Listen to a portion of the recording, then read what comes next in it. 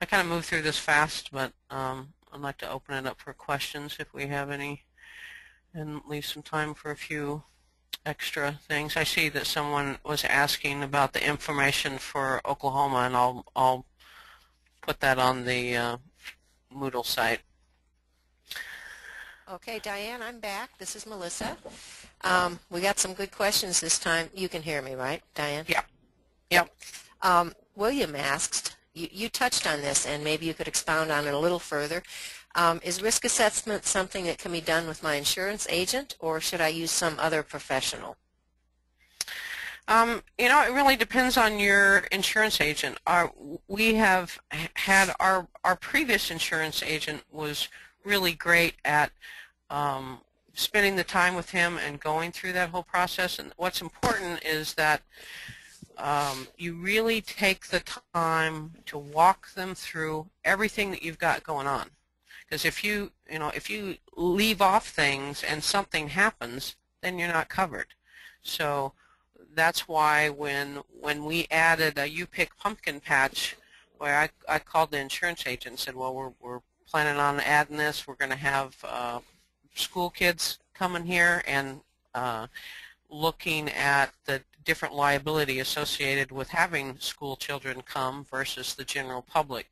So your insurance agent really should be able to really help you with that risk assessment process, I think, and if you have a good agent.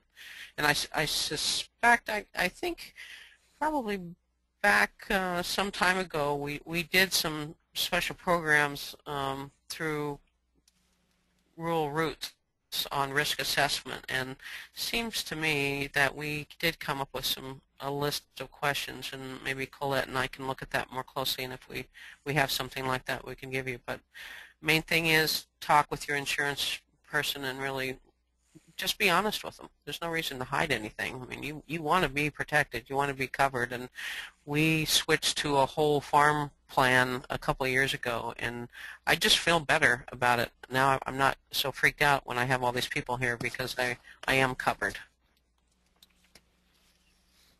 Okay. Changing tack just a little bit, Alicia asked, how do you keep up with changes in regulations? As you said, they change so often, and if you ask a person from the health department and they say it's okay, do you still ask others anyway, just to be sure?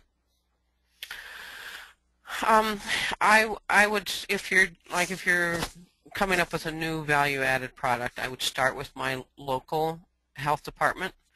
And a really important thing when you're calling around, whether it's your local health department or the ISDA or the Washington State Department, wherever, every time you make a call, you write down the person's name, the date that you talk to them, so that and they, if this local health department, you have a conversation with them wherever your local health department is, and they say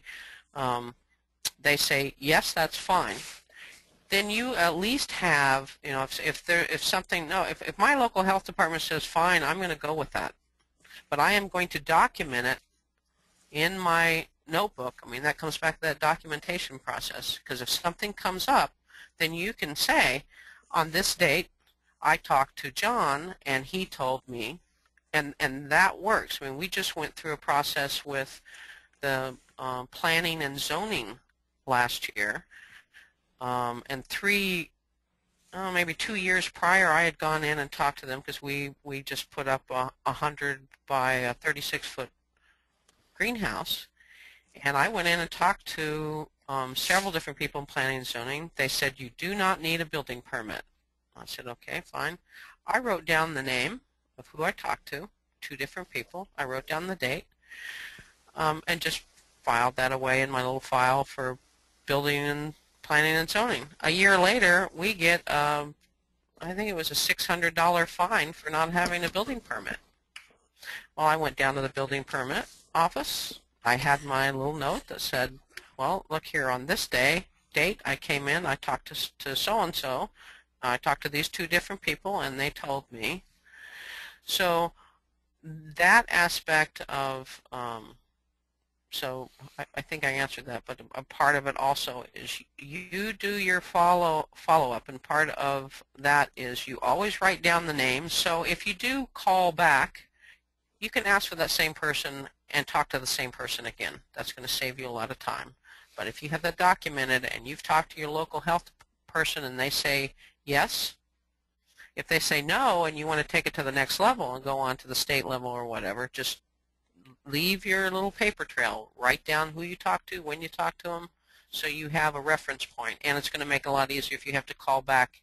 You can call back and talk to the same person. Okay, well, thank you. I think we're getting short on time, so I'll post the rest of these questions on the forum tomorrow. Thank you, Diane. You know, and I think I went through this really fast, but you've got some good resources, good reading materials to go over there, and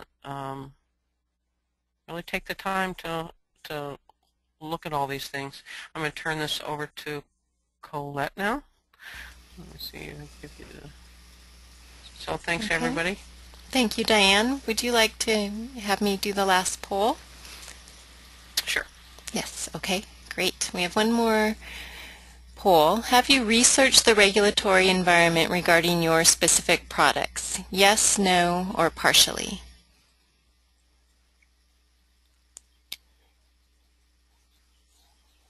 About 60–70% of our participants have voted.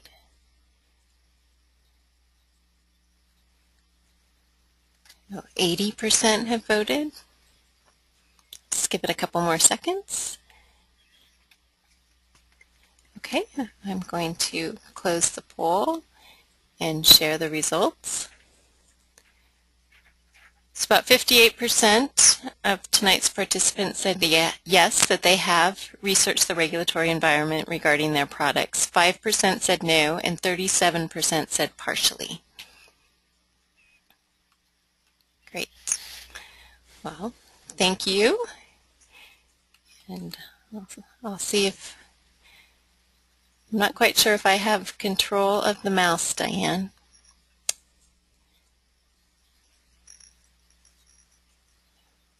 Do you know?